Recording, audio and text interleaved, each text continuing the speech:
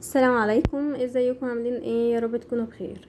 هنعمل مع بعض وصفة النهاردة. بصراحة انا كنت محتاجاها، عايزة اعمل الكحك ومش عندي، ونسيت بصراحة ان انا اجيب، فقلت لا خلاص يعني انا هعملها اجربها في البيت. بصراحة ده كان اول تجربة ليا والحمد لله طلعت ناجحة. هنعمل مع بعض الملبن في البيت. مكوناته سهلة جدا وبسيطة، يعني هتلاقيها موجودة في كل بيت. لو كمان هو اللي ممكن المكون اللي ما يبقاش موجود الجيلاتين، ممكن نستغنى عنه. اول حاجه هجيب كوبايه سكر، حطيتها على النار وحطيت عليها كوبايه ميه، وهجيب نص كوبايه جيلاتين ونص كوبايه نشا. بس ادي كل المكونات بتاعه الملبن. هيبقى كمان في ظرف فانيليا او ميه ورد على حسب ما انت عايزه. اول حاجه حطيت كوبايه الميه وكوبايه السكر على النار يغلوا، وبعدين نزلت على نص كوبايه الجيلاتين كوبايه ميه علشان ادوبها كويس، واقلبها كويس لحد كل الجيلاتين. اتاكد ان كل الجيلاتين اللي معايا اتقلب كويس وداب في الميه. زي ما انتوا شايفين الميه بتاعتي معايا بالسكر، انا ما قلبتهاش ولا جيت جنبها خالص علشان ما السكر ما يكرملش، وما قلبتش عشان ما يطلعش على الجناب سكر فتعمل كرمله او يبان في الملبن. كده خلاص خلصت الجيلاتين بتاعها. هجيب نص كوبايه النشا وهنزل عليها نص كوبايه ميه، واقلبها كويس، ادوب النشا في الميه كويس كويس على قد ما تقدري يعني. الجيلاتين احنا قلنا ممكن نستغنى عن الجيلاتين، بس انتوا عارفين ان الملبنات عامه اساسها الجيلاتين يعني، بس يمكن الاستغناء عنها مفيش مشاكل.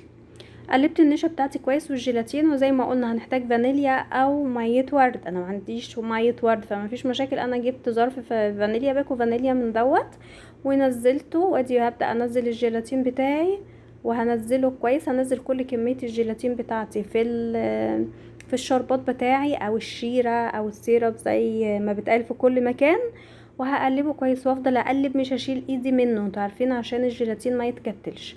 هقلب الاول بالراحه علشان ادوب الجيلاتين كويس، وبعد كده اما اتاكد انه اتقلب كويس هبدا اقلب بسرعه. مش هنزل النشا بتاعي دلوقتي الا لما الجيلاتين يتقلب كويس ويبدا يغلي. عشان كده بنقول هنقلب كويس كويس لحد ما نتاكد ان الجيلاتين داب وبدا يغلي شويه. بعد ما الجيلاتين يدوب يغلي شويه هنزل النشا بتاعتي. زي ما انتم شايفين كده اهو الجيلاتين بدأ يبدأ يعمل ينمل شوية او بدأ يغلي شوية. فانا خلاص هقلب النشا تاني. وخدوا بالكم النشا بترقى تاني من تحت، فلازم نقلبها كويس قبل ما ننزلها في اي خليط، مع رز بلبن بقى، مع مهلبية، مع اي حاجة، مهلبية شوكولاتة، اي حاجة بحط فيها نشا لازم اقلبها تاني قبل ما انزلها على طول في اي حاجة انا بعملها. هبدأ زي ما احنا قلنا ايدي فيه باستمرار، وهبدأ اجيب سكر بودرة مع نشا. لو مش عندك سكر بودرة هنجيب عادي سكر عادي ونطحنه. فهنزل سكر بودرة مع نشا وبطنهم في القعر الطبق اللي انا هحط فيه. هو المفروض بصراحة اجيب الاول كيس من بتاع التلاجة واحطه، وبعد كده انزل عليه النشا مع السكر البودرة علشان الملبن بتاعي ما يلزقش في البولة اللي انا حاطه فيها يعني، يبقى طلوعه سهل. بس زي ما قلنا بصراحة انا كنت مستعجلة عايزة اعمله عشان اعمل الكحك. كده خلاص انا فضيته حطيت النشا بالسكر وحطيت الملبن بتاعي. بجد طعمه كان حلو قوي نفس اللي بره بالظبط.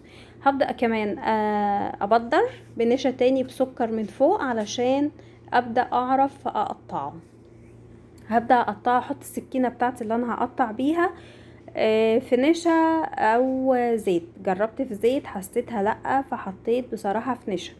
وهبدأ اقطعها كويس كده زي ما انتم شايفين على حسب التقطيع. انا بصراحه ما اهتمتش بالتقطيع لانه كده كده انا كنت بوريه لكم، وكنت هشيل كل ده تاني احطه بقى مع سمسم ومعلقه سمنه بلدي عشان الكحك. هوريه لكم بس عامل ايه. هو كان هنا كان لسه ما كنتش حطيته، ما كنتش سبته يجمد قوي علشان زي ما قلنا انا كنت مستعجله عايزه اعمل بيه الكحك، فما صدقت انه برد يعني، وانا بشيله لكم كده كان لسه دافي. هتشوفوا برضو ان نتيجته كانت ناجحه يعني. انا هوريه لكم دلوقتي هتشوفوا المطه بتاعته.